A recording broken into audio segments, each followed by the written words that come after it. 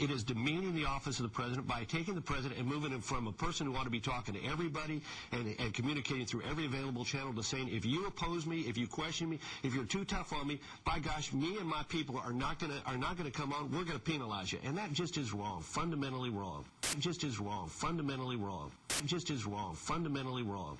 If you're too tough on me, me and my people are not going to come on. According to Mr. Rove, that sort of punishment is fundamentally wrong. That's something the Bush White House would never have done.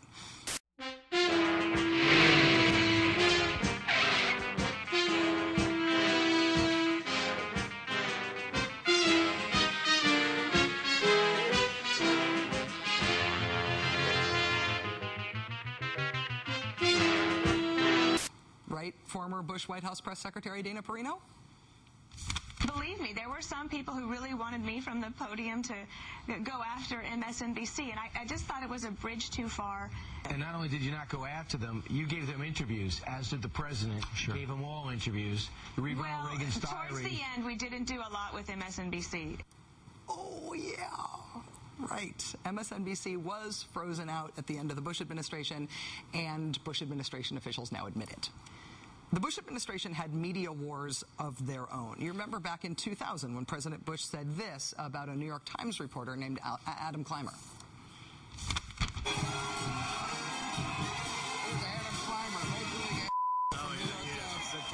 Oh, yeah, big time. After that, would it surprise you to learn that President Bush never did one interview with the New York Times during his entire presidency? Not one in 8 years? And it wasn't just freezing out news organizations that they didn't like. It was paying conservative columnists to write articles that were favorable to their agenda. It was calling on fake reporters during White House news conferences that lobbed softball questions. It was publicly attacking NBC News for its reporting on the Iraq War. It was even threatening to arrest and prosecute New York Times reporters for reporting on illegal spying. You know, you can be upset with Keith Olbermann and with me all you want for attending a meeting at the White House with the president. But I mean, here's a couple of sick puppies. But if we're going to fight about this, let's at least start with getting the record straight here.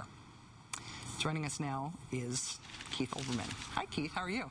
You went in January? Yeah. You mad? I didn't go in January.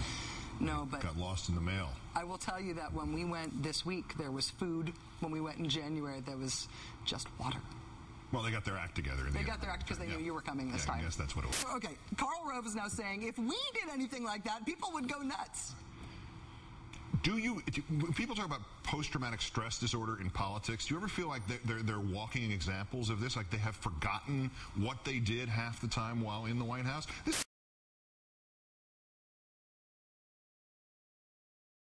This is exactly what they did. They had, not only did they have these meetings, but as you pointed out correctly, they were much more doctrinaire and much more politically, there were eligibles and ineligibles, and nobody ever crossed from one to the other.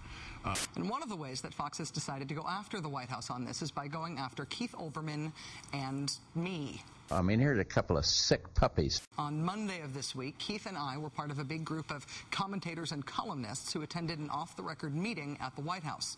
Our attendance at that meeting has been breathlessly reported by Fox News as some sort of smoking gun evidence of a double standard by the White House. A White House official confirms to us that the audience for Monday's off-the-record briefing with President Obama included MSNBC personalities Keith Olbermann and Rachel Maddow. And now we learn the president spent 2.5 hours on Monday, 2.5 hours meeting with the far-left media people. In addition, the president, David Axelrod, Rahm Emanuel, Robert Gibbs, sat down with 3 columnists from the New York Times, 2 MSNBC commentators, as well as a variety of other committed left-wingers. I think that the news-consuming audience ought to know what was discussed. We ought to know, and it ought to be disclosed what was discussed by those attendees when they talk about this White House and its policies.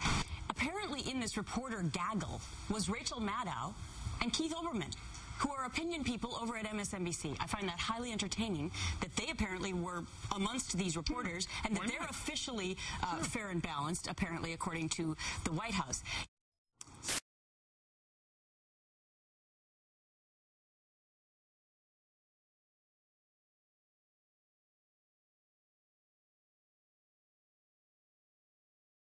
Since Mr. Olbermann and I have been brought into this story by Fox News in this national story of White House versus Fox News. Fox News has decided to bring us into it.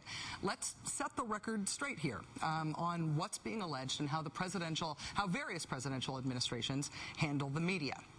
I have been in national talk radio since 2004, and during the Bush administration, I tried many times to get myself invitations to the White House when they held White House availabilities for administration staff, or even meetings with the president for talk radio hosts.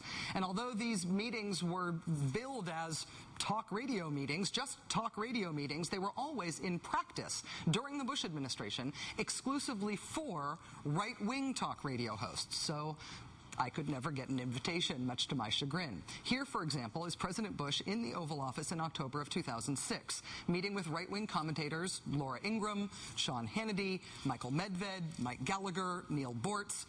I'm sure they're all very nice and diverse people, but I don't actually know any of them, but I do know that there's not a liberal among them. Here's a nice little class photo of right-wing talk radio hosts when they met with President Bush in August of 2007. There's Mark Levin, Neil Bortz, Hugh Hewitt, Scott Hennon, Bill Bennett, Michael Medved, Glenn Beck, Lars Larson, and Janet Parshall. This is what the Bush administration did, and they had every right to do it. They invited in talk radio hosts and columnists who agreed with them, and all of us who didn't agree with them were out of luck. Well, now it's the Obama era, and frankly, I did get an invitation to the White House, and the Obama administration also meets with conservatives, too. The last meeting like this that I was invited to was back in January, just before President Obama was inaugurated. It was roughly the same group of people who attended the meeting this week, give or take a few additions and subtractions. We met at the Obama Transition Office back in January. You want to know what happened the day after our meeting with the president-elect? He went to a gathering of conservative commentators at George Will's house in Chevy Chase, Maryland. Washington Post wrote it up at the time. They said, quote, during a 3-hour dinner conclave, Obama charmed 8 of the right's most prominent commentators. According to an Obama advisor at the time, Obama enjoys debating his ideological opponents more than his allies and plans further meetings with journalists of varying stripes during his term. Liberals could not get an invitation to meet with President Bush to save our lives. President Obama is now inviting us in. And he's also been talking to people on the right. You can be upset all you want that the president meets with people who you disagree with, but consider being fair and balanced in your criticism. At least admit that this White House has met with both sides, while the Bush White House did not. You should especially admit that if you happen to have been a member of the Bush White House during that administration. They tried to manipulate the news. They paid Armstrong Williams, as you noted. It's just it is pot and kettle, and it is stunning. And also, basically, conservatives got in there first this time with this president before he actually took office. Yeah. It's just confounding and stupid and silly, and it just looks like another thing that they want to wring their hands about as loudly and as publicly as possible to scare people for no purpose whatsoever. I think the reason that I'm leading with this is not only did the president address it himself, which I think makes it quite newsworthy, but I do also think that the sort of mainstream take on this fight between the White House and Fox, the mainstream common wisdom is sort of calcifying around the Fox argument that this is unprecedented and that it's somehow unfair and that Fox is being given the short end of the stick in a way that previous administrations have never done anything like this. Other than the previous administration, and in much greater degree. If we're going to talk about this, as you point out, those last 8 years were attempts to manipulate where they could not completely control. I mean, they controlled Fox News and went on it, clearly. I mean, there's no argument about that. And then they went and proceeded to go after us particularly.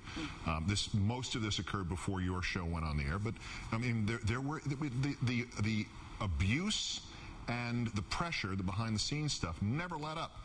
What the Obama people have done while, you know, really kind of cutting through the fog and not trying to be subtle at all, is really kind of just raised an objection, saying, we don't think this is news.